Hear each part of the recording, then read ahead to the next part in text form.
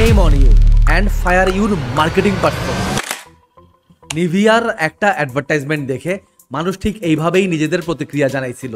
So বোঝা যাচ্ছে আমাদের আজকের টপিকটা একটু মাথা গরম টাইপের টপিক, কারণ আমরা আজ কথা বলবো কন্ট্রোভার্সিয়াল মার্কেটিং নিয়ে। তাইলে শুরুতেই বুঝি what is exactly controversial marketing.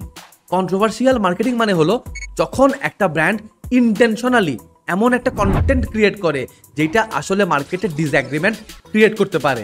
অর্থাৎ কন্ট্রোভার্সিয়াল মার্কেটিংয়ে কন্ট্রোভার্সারিকেই মূলত মার্কেটিং টুল হিসেবে ব্যবহার করা হয়ে থাকে।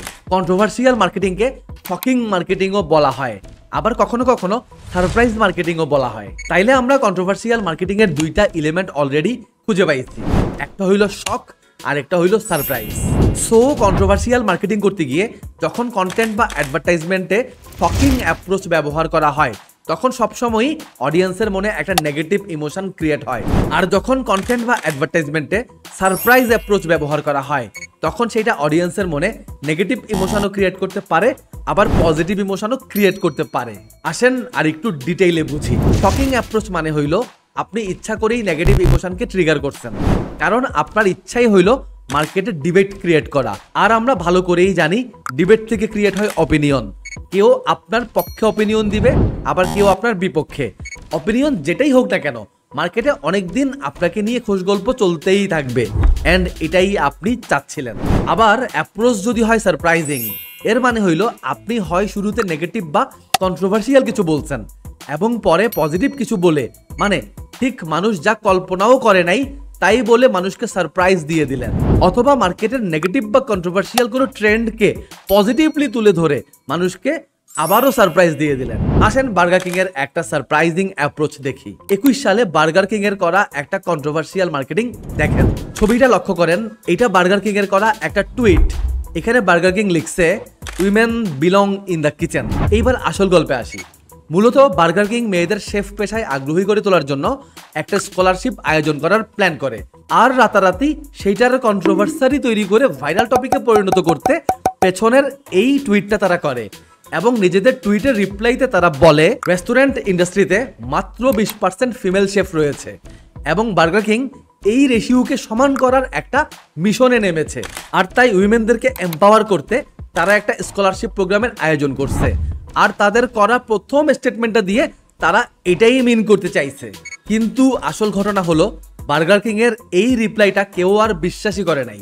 মানুষ ধরেই নিতে যে বার্গার কিং নিজের চামড়া বাঁচাতে এইসব ইমোশনাল গল্প বলে বেড়াচ্ছে। বার্গার কিংও যখন বুঝতে পারে তাদের মার্কেটিং আসলে ফ্লপ মেরেছে, তখন তারা ক্ষমা চেয়ে তাদের অরিজিনাল টুইটটা ডিলিট করে দেয়। বার্গার কিং এর উদাহরণ থেকে কি শিখলাম? তবে আমরা সেন্সিটিভ টপিক নিয়ে মার্কেটিং করা যাবে না, স্পেশালি ধর্ম, বর্ণ, জাতি, দেশ, ভাষা, জেন্ডার ইত্যাদি। মনে রাখতে হবে দিন শেষে সবাই ভুল করে, তবে তারাই ফাইনালি সাকসেস পায় যারা অন্যের ভুল দেখে শিখে। মনে রাখতে হবে মার্কেটিং এর কাজই হলো আপনাকে সবসময় স্পটলাইটে রাখা, কিন্তু সেই স্পটলাইটে থাকা অবস্থাতেই আপনি যদি বিব্রতকর সিচুয়েশনে পড়ে যান তবে আপনার ব্র্যান্ডকে নিয়ে কন্ট্রোভার্সারি তৈরি হবেই। আর এই কন্ট্রোভার্সারিকে যদি রাইট ওয়েতে ফ্লো দেওয়া না যায় তবে এইটা কন্ট্রোভার্সারি মার্কেটিং না হয়ে এইটা হবে শুধুই কন্ট্রোভার্সারি। আসেন আরেকটা সারপ্রাইজিং কন্টেন্ট দেখি। 2020 সালে অরিও একটা কন্টেন্ট পোস্ট করে তাদের সোশ্যাল মিডিয়া পেজে। কন্টেন্টে দেখা যায় একটা রংধনু রঙের অরিও বিস্কুট, আর ক্যাপশনে লেখা আউডলি সাপোর্ট লাভ।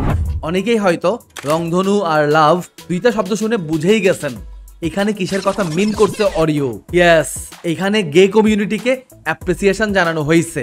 অ্যান্ড অরিও ভালো করেই জানতো যে এই কন্টেন্ট হয় নেগেটিভ ইমোশন ক্রিয়েট করবে, না হয় পজিটিভ ইমোশন। বাট অরিওর লাক খুবই ভালো, সারপ্রাইজিংলি এই কন্টেন্ট পজিটিভ ইমোশন ক্রিয়েট করতে পারছে এবং এইটা একটা সারপ্রাইজিং কন্টেন্টের রূপ নিয়েছে। এবার আসেন শকিং অ্যাপ্রোচ নিয়ে একটা গল্প শেয়ার করি। ডাব একটা ইউনিলিভার প্রোডাক্ট, কম বেশি আমরা সবাই তো চিনি নাকি। ডাব 2017 সালে তাদের একটা বডি ওয়াশ নিয়ে একটা ক্যাম্পেইন করে, নাম দেয় ডাব body wash your skin colour. বলেন তাদের কন্টেন্টটা একবার দেখে আসি। তাদের এই ক্যাম্পেইনে দেখা গেছে একজন আফ্রিকান কালো মহিলা তার গায়ের কালচে টি শার্টটা খুলে ফেলার পর সাদা চামড়ার একজন আমেরিকান হয়ে যায়। ক্যাম্পেইনটি লাইভ হবার পর সোশ্যাল মিডিয়াতে মারাত্মক কন্ট্রোভার্সারি তৈরি করে এবং ডাবের প্রোডাক্ট বর্জন করার জন্য হ্যাশট্যাগ ডান উইথ ডাব ট্রেন্ডিংয়ে চলে যায়। গায়ের রং নিয়ে কথা বলাটাই রেসিজমের আন্ডারে পড়ে যায়, এটা জানা কথাই। কিন্তু তারপরও ডাভ এই ধরনের বিজ্ঞাপন কেন তৈরি করছে তা আমার জানা নাই। কারণ দিন শেষে কোনো কাস্টমারই তার ফেভারিট ব্র্যান্ডের কাছ থেকে হার্ট ফিলিং আশা করে না। এর মানে দাঁড়ালো, ঠিকঠাক ক্লিক না করলে controversial marketing can damage your reputation any time.